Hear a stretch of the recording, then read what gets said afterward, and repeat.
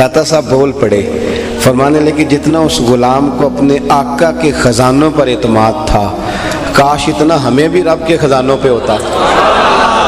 کہا اللہ، تو آپ فرمانے لگے پھر یہ تو نہیں نہ ہو سکتا کہ اللہ ہارون رشید کو عطا کرے اور بہلول دانا کو بھول ہی جائے۔ دانش بخش علی اجویری رحمۃ اللہ علیہ فرماتے ہیں کہ قحط پڑ گیا تھا ملک میں، شہر میں، ہر آدمی پریشان تھا۔ لیکن بزرگ نظریات کی کتنی پختگی دیتے ہیں، کہتے ہیں کہ قحط پڑ گیا، ہر آدمی پریشان ہے، ہر آدمی۔ ایک غلام نا تھیلا لے کے، کسی سیٹھ صاحب کا غلام، کسی بڑے آقا کا غلام، وہ تھیلا لے کے بازار خریداری کرنے آیا تو پھر بھی بڑا ہنستا، ٹکھیلیاں کرتا، موج کرتا، اور سودا خرید رہا ہے تو پھر بھی بڑا ہنس رہا ہے، لوٹ رہا ہے تو پھر بھی بڑا باغ ہے۔ اچھا سارے لوگ پریشان ہوں تو ایک بندہ اس طرح کرے تو تھوڑا چڑھ جاتا ہے بندہ کہ یار ہم ٹینشن میں، تجھے کون سی خوشیاں چڑھی ہوئی ہیں؟ اور گھر میں بھی ماں باپ پریشان ہو تو بچے شرارتیں کریں تو بندہ کہتا ہے چپ کر جاؤ، ہم یہاں اتنے ذہنی دباؤ میں ہیں، تم اتنی شرارتیں کر رہے ہو۔ اب اس غلام کو داتا صاحب کہتے ہیں سب نے ہنستے مسکراتے دیکھا نا، کچھ لوگ کہنے لگے ہم اتنے پریشان ہیں، تجھے کس بات کی خوشیاں چڑھی ہوئی ہیں؟ قحط پڑا ہوا ہے، جانور پیاسے مر رہے ہیں، بھوکے مر رہے ہیں، اناج کا ایک دانہ نہیں ہے گھروں میں، کتنے مہینوں سے بارش نہیں ہوئی، اور تو اتنا مسکرا رہا ہے۔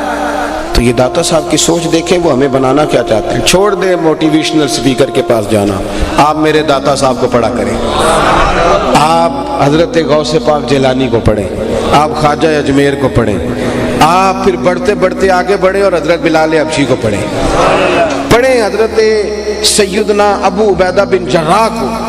کبھی دل زیادہ عروج میں لے جانے کا ہو تو پھر حضرت ابو ذر غفاری کو پڑھو ان چمکتے ستاروں کو، پڑھو حضرت عبداللہ ابن مسعود کو، مزہ آ جائے گا۔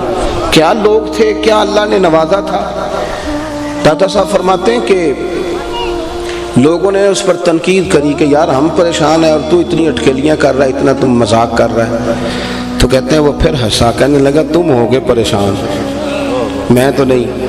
کہا کیوں؟ کہنے لگا میرا جو سیٹھ ہے نا، میرا جو آقا ہے وہ بڑا سیانا ہے، اس نے ٹائم پہ ہی گندم کے بڑولے بھر لیے تھے، اس کے خزانے بھرے ہوئے ہیں، لہذا ہمیں ٹینشن کوئی نہیں۔ داتا صاحب بول پڑے، فرمانے لگے جتنا اس غلام کو اپنے آقا کے خزانوں پر اعتماد تھا، کاش اتنا ہمیں بھی رب کے خزانوں پہ ہوتا۔ اگر اللہ کے خزانوں پر ہمیں اتنا اعتماد ہوتا تو کبھی کسی سیاستدان کی چاپلوسی کر کے روٹی کا نہ سوچتے، کبھی کسی دنیا دار کی گاڑی کے پیچھے نہ بھاگتے، کبھی کاسا لیسی نہ کرتے، کبھی ہاتھ پھیلا کے نہ مانگتے، کبھی نہ یہ کام کرتے۔ گردن کو جھکا دیتا ہے خیرات کا پتھر، جہاں میں مانگنے والوں کے سر کبھی اونچے نہیں ہوتے۔ اور اقبال کہنے لگے غیرت ہے بڑی چیز جہان تگ و دو میں، پہناتی ہے یہ فقر کو تاج سردارا۔ ایک شاعر، وہ شاعر بھی کئی دفعہ بیچارے قابل رحم ہی ہو جاتے ہیں نا، ناراض نہ ہو جائیں شاعر، لیکن الگ دنیا ان کی بھی، سٹائل ہی بالکل الگ ہے۔ پھر میں معذرت کر رہا ہوں، ناراض مجھے خود دورہ پڑتا ہے شاعری کا، تو اس لیے ناراض نہ ہوئیے گا، لیکن کچھ نہ قابل رحم ہو جاتے ہیں، ان کو کئی دفعہ دل کرتا ہے کہ 20 روپے دے کے کہا جائے کہ چلو حجامت بھی کرا لینا، کوئی حرج نہیں۔ اس طرح کبھی حال، اسی طرح کہ ایک شاعر بیٹھے تھے گلی میں، تو کوئی جاتی دفعہ 5 روپے دے گیا، اس نے کہا یہ کیا ہے؟ اس نے کہا میں فقیر سمجھ کے دے رہا ہوں۔ تو شاعر کہنے لگا ضرورت پڑ بھی گئی تو رب سے مانگوں گا، تجھ سے تھوڑا مانگوں گا۔ اس نے کہا کیا مطلب؟ کہنے لگا یہ آرزوئے کرم اور میں آپ سے کروں، یہ آرزوئے کرم اور میں آپ سے کروں، یہ آرزوئے کرم اور میں آپ سے کروں، یہ بھیک اس کو دیجئے جس کا خدا نہ ہو۔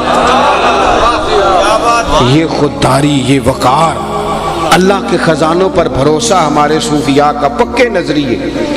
ہارون رشید حج کر کے آ رہا تھا تو بڑے بڑے جناب لاؤ لشکر تھے، بڑے بڑے استقبال۔ خیر اب تو مولویوں پیروں کے بڑے ہوتے ہیں، بادشاہوں وزیروں کو کیا کہیں، بڑے نعرے لگ رہے تھے، بڑی بات چیت تھی، بڑا لمبا چڑا معاملہ تھا۔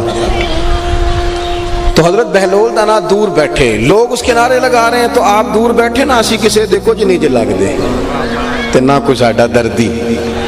داتا صاحب نے لکھا حضرت اویس کرنی کے بارے میں، فرماتے ہیں ساری دنیا روتی تھی تو وہ ہنستے تھے، لوگ ہنستے تھے تو وہ روتے تھے، چونکہ ان کا اپنا جہان ہے، اپنی زندگی ہے۔ لوگ بڑے نعرے لگا رہے ہیں، ہارون رشید حج کر کے آ رہا ہے تو حضرت بہلول دانا ہنس رہے ہیں۔ اس کی نظر پڑ گئی تو اس کو غصہ آیا، گھوڑے سے اتر گیا، جا کے کہنے لگا بابا تم کیوں ہنس رہا ہے؟ تو آپ فرمانے لگے ہنس اس لیے رہا ہوں کہ جو تیرے نعرے لگا رہے ہیں پہلے کسی اور کے لگاتے تھے، اور تیرے بعد انہوں نے کسی اور کے لگانے ہیں۔